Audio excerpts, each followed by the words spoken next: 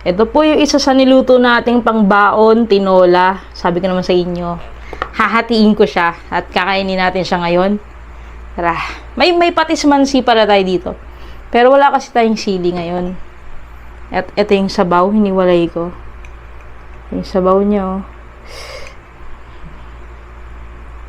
Yun, oh. Higop muna tayo.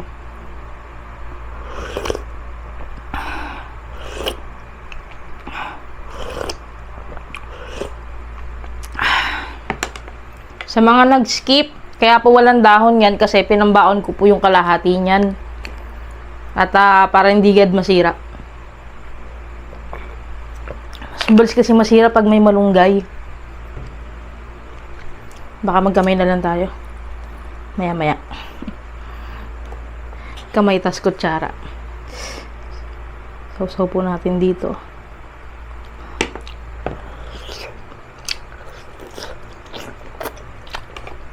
Hmm.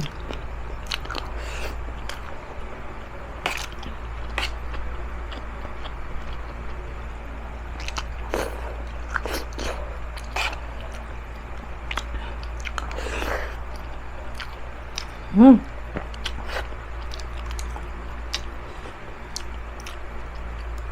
Kumain tayo, tsaka tayo magkutsara kapag nahirapan na.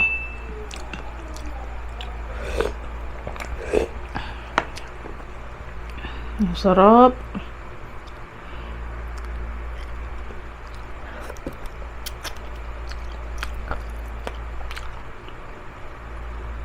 Ito.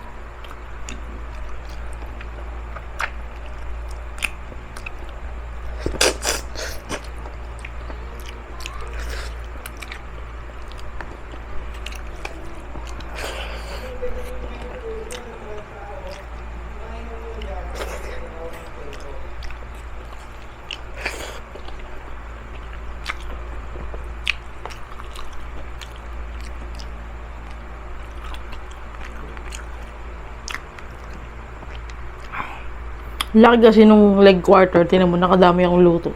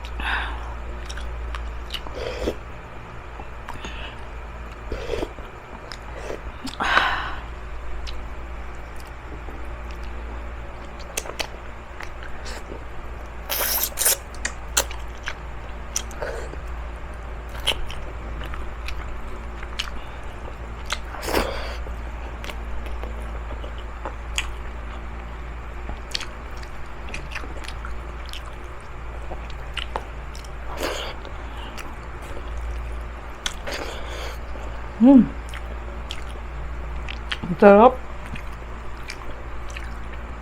Nakagana talaga yung pala sumansi, no?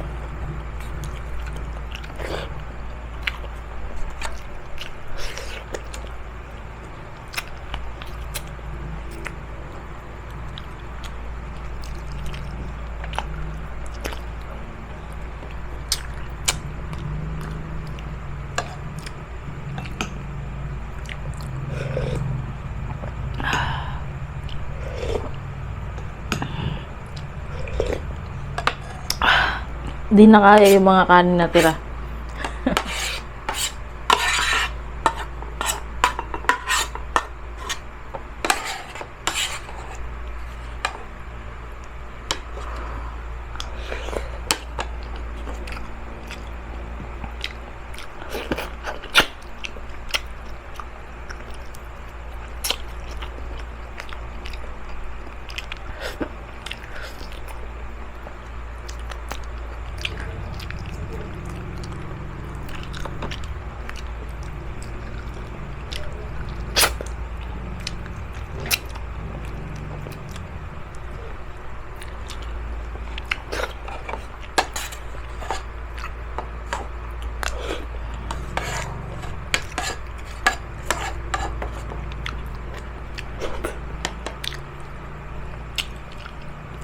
Busin natin sa baong.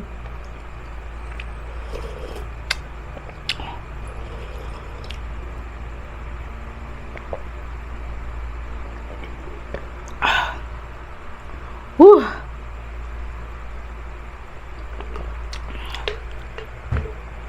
Para ako naninibago sa tubig. Yun mga kabsat. Busog na naman tayo.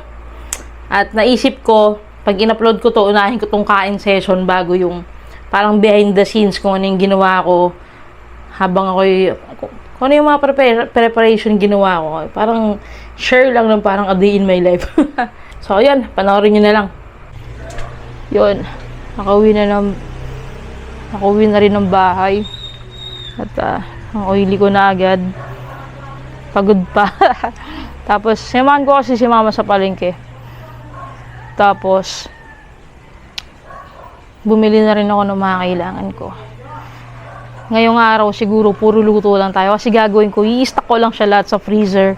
Tapos, kapag babaunin ko na, iinitin ko lang din maigi. Para hindi siya masira.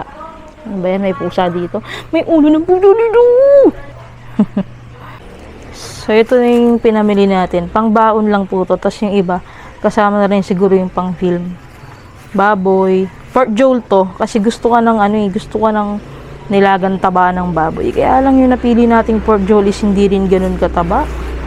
Pero pwede na. Mas mataba pa rin siya kumpara sa pork belly. Tapos, leg ng manok. 1 kilo sana bibilin ko. Pero, baka kasi pag niluto ko, sa halip na mabaon ko siya, maubos ko na dito sa bahay. Dahil paborito ko nga. Tapos, chicken ulit. Tapos, may atay din ng baboy. Ibibistek ko or pipirito siguro. Tapos, may kaasim, longganisa. Hindi ko lang kung masarap yan. Try ko lang. Nakita ko lang sa meat shop. Ito yung adobo natin mga kabsat. Bali, pakukuluan ko muna siya. Ganito yung ginagawa ko para hindi malansa at saka masarap siya. Pinapakuluan ko siya sa may luya, bay leaves, tapos paminta na buo, bawang. Yan, tas konting asin. Ganyan lang. Mga ano lang siguro yan. 5 minutes lang. Hay nako buhay. Hindi pala naka-play. So, ito na po yung ating leeg ng nokma. Wala nga salta ko na salita eh. Di pala naka-play. Ayan. Dinagdagan ko yung sauce niya. Lapot na may ketchup nga para to. So, walang sili. Wala na nga pala kaming sili. O, yan. Ayan. Ito yung manok natin. Quarter leg. Bala ko sana dito iinasal ko. Kaya lang wala na tayong oras dahil isang araw lang yung off natin. Tapos ang dami natin iluluto. Bali, piprito ko na lang to. Dahil quarter siya, isa lang naman kinakain ko kasi pag nasa trabaho ko mga pre, hindi naman ako kumakain ng madami. Isang pritong manok lang, isang part lang na ganyan, okay na. So, bali 2 pritong manok to. Tapos itong isa, baka iano ko to, sabawan ko to, itinola ko. Promise, itinola ko siya kasi meron din kaming sayote dyan. Ayan, kakat ko siya ng isa, baka lang magiging parang 4 siya.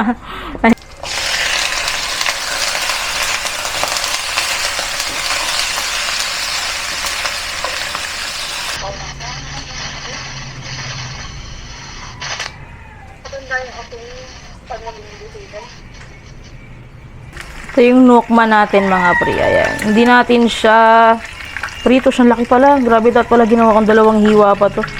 Bale, hindi natin siya i-fully cook ba. Parang hanggang first fry lang. Kasi kapag bago ako pumasok, iinitin ko naman din siya sa air fryer. So, mas maluluto pa siya. Oh, ha?